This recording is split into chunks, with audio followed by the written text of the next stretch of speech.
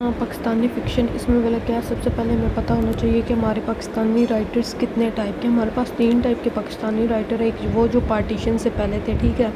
एक वो जो पार्टीशन के बाद थे, उनको पोस्ट पार्टीशन या पाकिस्तानी राइटर्स भी कह सकते हैं। एक डायस्पोरिक राइटर जो मतलब पाकिस्तान में पैदा हुए तो बाकी वो वेस्ट में चले गए, वहाँ रहे, मतलब किसी और इलाके में रहे, ठीक है।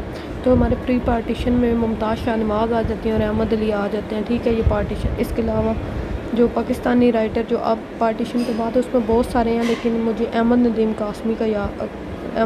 का याद था, मैंने ये बता दिया, ठीक है। और डायस्पोरिक राइटर में हमारे पास वेबसी सिद्दत जुल्फ़िकार गोस और हनीफ कुरैशी आ जाते हैं, ठीक है। अब हमें पता होना चाहिए कि पाकिस्तानी जो फ़िक्शन है वो मुस्लिम हेरिटेज को किस तरह सेलिब्रेट करती है, क्योंकि पिछली दफ़ा मुस्लिम हेरिटेज के ऊपर क्वेश्चन आया था। तो उसमें सबसे पहले हमारे पास है ओल्ड सिविलाइजेशन, इसमें आ जाता है टेक्सला का, मोहनजोदड़ो का और हड़प्पा का, ठीक है। इसके अलावा ये ना अपने बॉर्डर्स ना में डिफरेंट नेबर कंट्रीज़ के साथ शेयर करती है, जैसे अफ़गानिस्तान, ईरान, इंडिया और चाइना, ठीक है, इसके नेबरिंग कंट्री। तो उससे पता है जो नेबर्स होते हैं उनका बहुत सारा इन्फ्लुएंस आता है, ठीक है। तो वो चीज़ें भी हमारे पाकिस्तानी राइटर्स ने ना अपने नॉवेल्स में लिखी हुई हैं, ठीक है। फिर ओवरलैपिंग कल्चर, इसमें एक तो ये ऊपर वाला आ जाएगा कि बॉर्डर्स की वजह से ना हमारा कल्चर भी ओवरलैप करता है हमारे नेबरिंग कंट्रीज से। जैसे इंडिया का आप देख लो, उसमें एक तो पार्टीशन वाला भी कॉन्सेप्ट आ जाता है कि पार्टीशन से पहले जब मुस्लिम और हिंदू एक साथ रहते थे तो इनकी बहुत सारी जो चीज़ें थी वो सेम थी। इसके अलावा सिल्क रूट वाला के वो जब पार्टीशन से पहले मतलब डिफरेंट ट्रेडर्स आते थे तो वो अपना अपना कल्चर लेके आते थे, तो इसमें ये वाला भी आ जाएगा। इसके अलावा वैरायटी ऑफ लैंग्वेजेस, हमारे पास बहुत सारी उर्दू, पंजाबी, पश्तो, मतलब बहुत सारी लैंग्वेजेस बोली जाती हैं, तो उसका भी बड़ा इन्फ्लुएंस है। फिर इसका कि ये जो है मुस्लिम पाकिस्तानी फ़िक्शन ये क्यों इतनी फेमस है, ये इसको इंटरनेशनल लेवल पर क्यों मतलब पढ़ा जाता है, ये इसकी ऑडियंस क्यों है, या किस तरह ये जो पाकिस्तानी फ़िक्शन है इतनी फेमस हुई और मुस्लिम हेरिटेज को मतलब यूके और इंटरनेशनल लेवल तक मतलब लेकर गई है। तो उसमें सबसे पहले कि जो हमारे पाकिस्तानी राइटर हैं, मुस्लिम राइटर्स, ये एक तो वेल एजुकेटेड, ना सिर्फ ये पाकिस्तान से पढ़े बल्कि बहुत सारे राइटर्स ऐसे हैं जैसे हमारे डायस्पोरिक राइटर हैं, ये पाकिस्तान में कुछ पढ़े हैं, और उसके अलावा ये बाहर से इन लोगों ने बहुत मतलब सारी एजुकेशन जो अपनी हाई लेवल के वहाँ से ली है।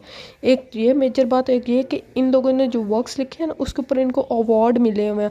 जैसे अहमद नदीम कासमी का novel maps for the lost lover, इसके ऊपर मिला हुआ है। मोहसिन हामिद को द रिलक्टेंट ऑफ फंडामेंटलिस्ट और कामिला शम्सी को बर्न शेडोज़ पर मिला हुआ, ठीक है। तो ये चीज़ें यार अगर ओवरऑल क्वेश्चन आता है ना तो ये सारा कुछ पता होना चाहिए, ठीक है। उसके अलावा जो बहुत ज़्यादा फोकल पॉइंट्स हैं ना, टॉपिक्स जो पाकिस्तानी फ़िक्शन में जिनके ऊपर ज़्यादा लिखे, एक तो मुग़ल एम्परर्स, जैसे हमारे पास वो था ना हार्ट डिवाइडेड, उसमें पता है वो सारा मतलब हिंदू और मुस्लिम्स का दिखाते हैं। और मीर निहाल वाला वो जो नावल था, क्या उसका नाम है, ट्वाइलाइट इन दिल्ली, हाँ मेरे ख्याल से वो, उसमें वो पता है जब वो थ्रोन मतलब वो होती है, जॉर्ज फिफ्थ होता है शायद, उसकी सरमनी होती है, मतलब उसको तख्त पर बैठने के लिए सरमनी उसकी जो होती है, तो उसके लिए वो सारा उन्होंने दिखाया हुआ है, ठीक है। कि मुग़ल एम्परर्स के बाद क्या हुआ था, मतलब वो आखिरी जो बहादुर शाह ज़फ़र था, उसके बाद जो मतलब अंग्रेज़ आए और वो, और इसके अलावा वॉर ऑफ इंडिपेंडेंस का बहुत ज़्यादा है, मतलब उसके ऊपर बहुत ज़्यादा बात की हुई है, ठीक है। उसके अलावा भी पार्टीशन इशूज़ क्या थे कि मुस्लिम और हिंदू, उसमें वो कांग्रेस और मुस्लिम लीग वाला जो है वो हमारे हार्ट डिवाइडेड नावल में है, ठीक है। और इसके अलावा इस्लामिक फ़ोबिया के ऊपर बहुत ज़्यादा बात हुई हुई है हमारे नावल्स में, ठीक है, डिफरेंट नावल्स में हुई है। 9/11 का इशू बहुत ज़्यादा, जैसे ये हमने रिलक्टेंट ऑफ फंडामेंटलिस्ट पढ़ा है, इसमें इराक वॉर का बहुत ज़्यादा है डिफरेंट नावल्स में। सेपरेशन ऑफ ईस्ट और वेस्ट पाकिस्तान के इशू को बहुत ज़्यादा लिखा गया। ज़िया का जो कॉन्सेप्ट है इस्लामाइजेशन ऑफ हदूद ऑर्डिनेंस वगैरह, तो ये बहुत ज़्यादा है। ये हमारा वो नावल है, हमने पढ़ा है season off the rain birds, उसमें है।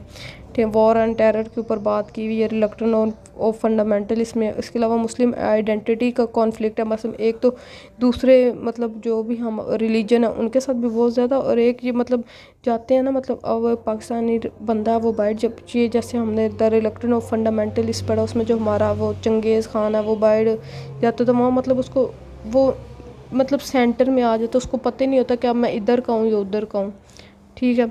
इसके अलावा हाइफन आइडेंटिटीज़ है कि मतलब कोई बंदा पाकिस्तानी बाहर जाता है तो मतलब फ़र्ज़ करो कि वो यूके में चला गया, जैसे वो मैम ने बताया था हाइफन आइडेंटिटी का ये होता है कि जैसे वो ब्लैक अमेरिकन्स वो ब्लैक लोगों को कहा जाता है। इस तरह पाकिस्तानियों के साथ भी यही लगाया होता है जब वो बाहर जाते हैं।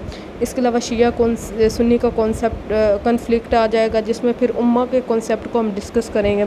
फिर इंटरटेक्चुअलिटी, जो बहुत ज़्यादा मुस्लिम राइटर्स हैं, मुस्लिम्स के अलावा जो दूसरे भी राइटर्स हैं, जो ये दो काफ़ी जो ऐसी चीज़ें हैं जो मतलब हमारी आगे क्या कहते हैं, मतलब हमारे एक तो रिलीजियस बुक्स में भी है, एक हमारी वो फोक टेल्स भी हैं, जैसे यूसुफ और ज़ुलेखा का किस्सा। ये सिर्फ मुस्लिम तो राइटर्स ने बहुत ज़्यादा, इसके अलावा जो जैसे हमने वो जोसेफ एंड्रयूज़ पढ़ा था नॉवल, उसमें भी था, ठीक है।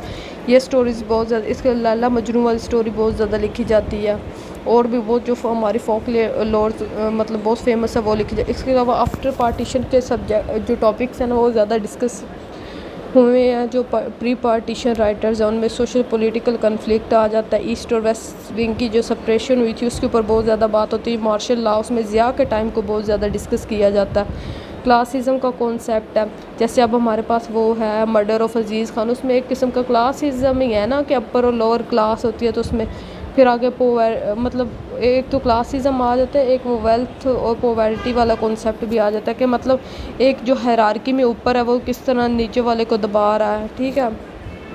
इसके अलावा फेमिनिज़म का कॉन्सेप्ट बहुत ज़्यादा है इसमें। ये बस हैं।